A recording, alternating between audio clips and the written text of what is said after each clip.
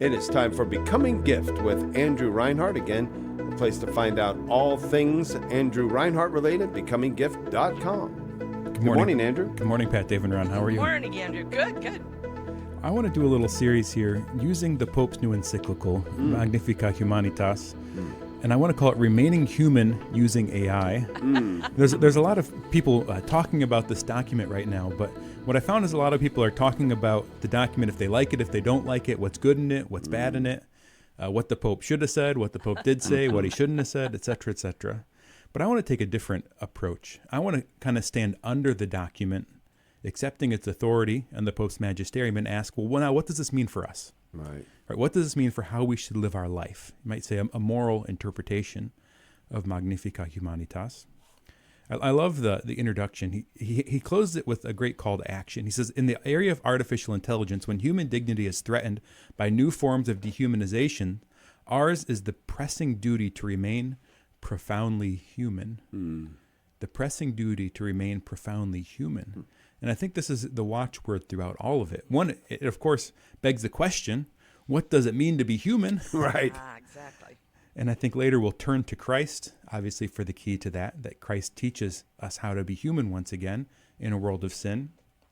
But beyond that, I think what's inviting us to is how do we really use AI well and stay human in the midst of it, and maybe even become more human in the midst of it. He says, let us not be afraid to get our hands dirty on the construction site of our time. With the heart of a shepherd and a father, I ask everyone to abandon the construction site of yet another Tower of Babel and to join forces in building up the common good so that humanity will never lose its beauty and the world once again will come to recognize the human heart as the place where God desires to dwell. This call of him as a father and a shepherd to build well. So the reality is, if you use AI, you're building AI. Yeah. Because the data, the AI is trained on data, and AI is already trained on all the data that already exists. So what's the new data they use to training AI is they make what they call synthetic data. So the data that's trained on the data makes more data. Right. But then they also train the AI on how people are currently using AI. So if you're using AI, you're providing the fodder for the next training run. In a sense, by you using AI responsibly, you're letting your voice be heard in that next training run. And then beyond that, once an AI is trained, there's post-training. There's reinforcement learning is what they call it, where they sort of incentivize it or punish it based on what answers it gives. And what they're looking for is they want people to use the darn thing. Right. So if they know the people that use it are generally a certain sort of person, they're going to train it to meet those people's expectations. This is important. If we as Catholics completely check out and fail to just use AI at all, take kind of a Luddite approach, right? We choose to not have our voice heard in this process. We would choose to not have our voice heard in this process. So if you use AI, you're training AI. So we have a responsibility to use it well.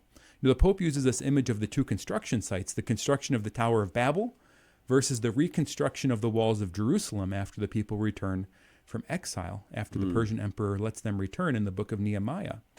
And this is what he says. He says, Babel, it was a project conceived without reference to God, supported by an uniformity that eliminates diversity, and that chose homogenization over communion.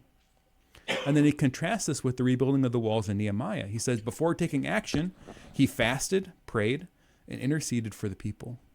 He fasted, prayed, and interceded. And he presents this as a model, right? That the problem isn't that they're constructing something. The problem is that they're constructing it without reference for God. They're trying to save themselves. They're trying to build a tower. They're trying to undo what God has made and then overcome the consequences of sin under their own power. Where the action of Nehemiah in rebuilding the walls was an action placed under the leadership of God, seeking God's guidance, using God's strength, and on behalf of a people to protect them, to cherish them, in building up their humanity. So the Pope is calling on the world to build AI like Nehemiah rebuilt the walls, and not how the ancient people were building the Tower of Babel. He says, in light of these two images, the Holy Spirit challenges us today regarding our relationship with technology and the ongoing digital revolution. Scientific discoveries are talents entrusted to humanity so that they may bear fruit. He's referencing there Matthew 25. says technology has the power to heal, connect, educate, and protect our common home, but it can also divide, exclude, and generate new forms of injustice. So we as Catholics are being invited into this realm, invited into this space to become a part of that project, to become a Nehemiah, or one of the people entrusted with a section of the city wall in this project of development of AI. So he gives a few criteria here at the end of the introduction for this. He says, building on a firm relationship with God. Or think about this. When you use AI personally, are you using it in a way that you're staying in relationship with God? Or using it prayerfully with discernment? Asking, how can I use this in a way to grow? Maybe to learn more, but not to outsource my own intelligence and become less smart. Right. Yeah. To become less intelligent. How can I actually use this to grow closer to the Lord? He said we need to accept our human limits and weakness. He says true fulfillment is not achieved by eliminating weakness, but through harmonious growth, healing and growth in the midst of our weaknesses. So are we using this, as a kind of a crutch almost, that we're going to get a weaker leg, not a healthier leg?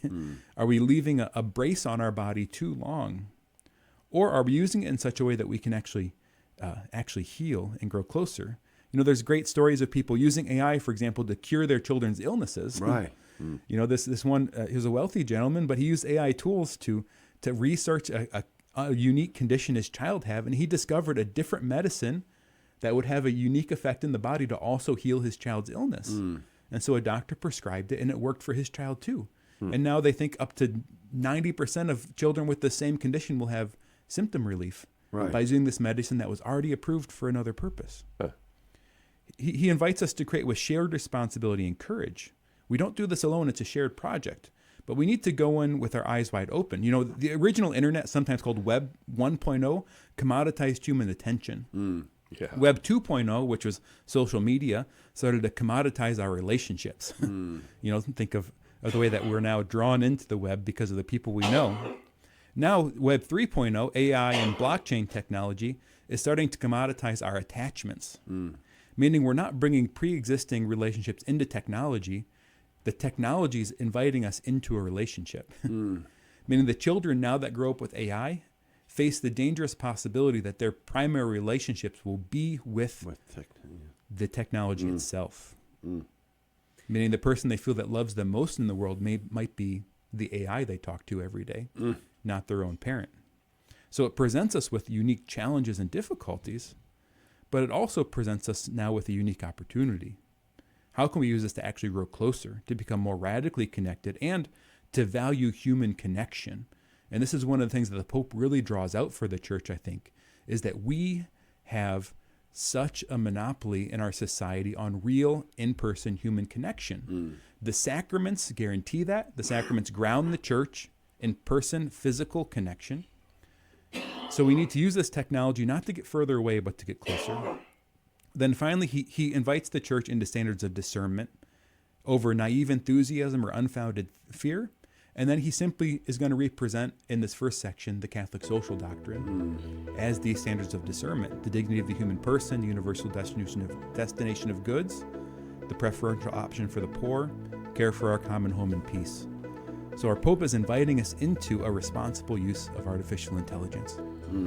Love it. Remaining human in the age of AI. And look, it's not our first time delving into a new technology, right? The new technology that gave EWTN birth also gave birth to a lot of questionable channels, but doesn't mean the technology can't be used for good. Love it. Thank you. Yeah.